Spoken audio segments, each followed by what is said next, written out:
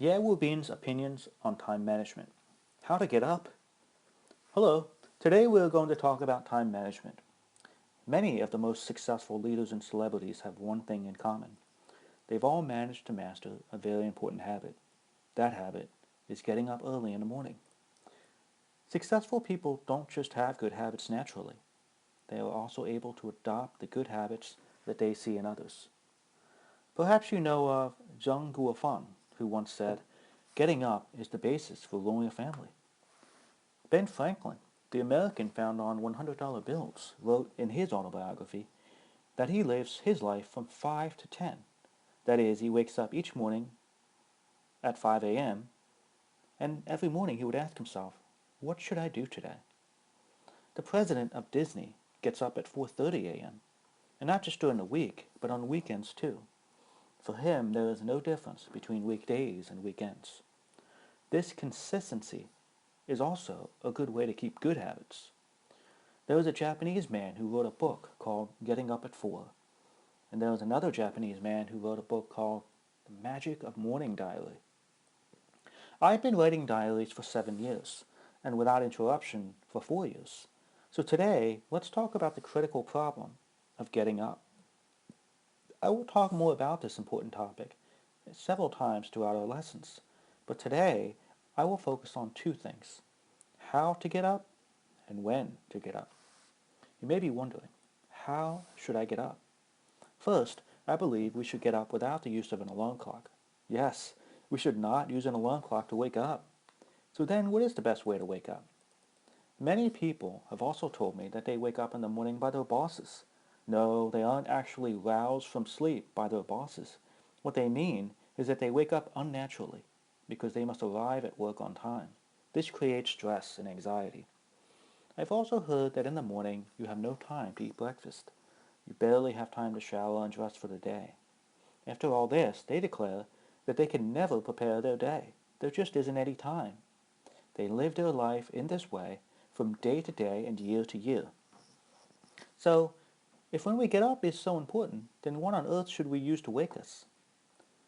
Well, not alarm clocks.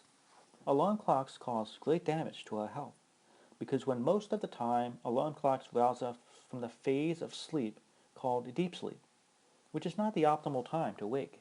In fact, it's best to wake when the sun rises. Now, the sun rises at different times, in different seasons, in different cities, so using an alarm clock will never be in sync with the time the sun rises.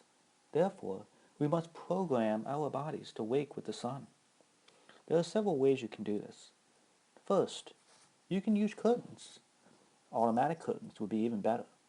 Now, if you don't have automatic curtains at night, then leave your curtains open. This will allow the light to enter your room in the morning. Your nervous system is comprised of two types of nerves, sympathetic and parasympathetic. The sympathetic nerves tell your body to become active and alert, and your parasympathetic nerves do the opposite, telling you to relax. When your body feels sunlight, your sympathetic nervous system is triggered. Becoming accustomed to waking by sunlight is one of several key steps in the process of retraining your biological clock. Sunlight only is the first step in the process of waking the body.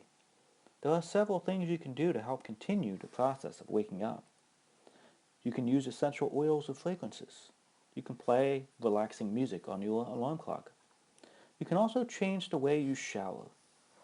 Bathe with warm water, starting at the feet and slowly letting it come up your legs, to your upper body, and then to your head. While doing this, think about colors, and those colors going from dark to light, becoming lighter and lighter as the energy progresses to the top of your head. Then say to yourself, thank you. Tell yourself that you are happy to welcome this new day. Tell yourself that nice things are coming.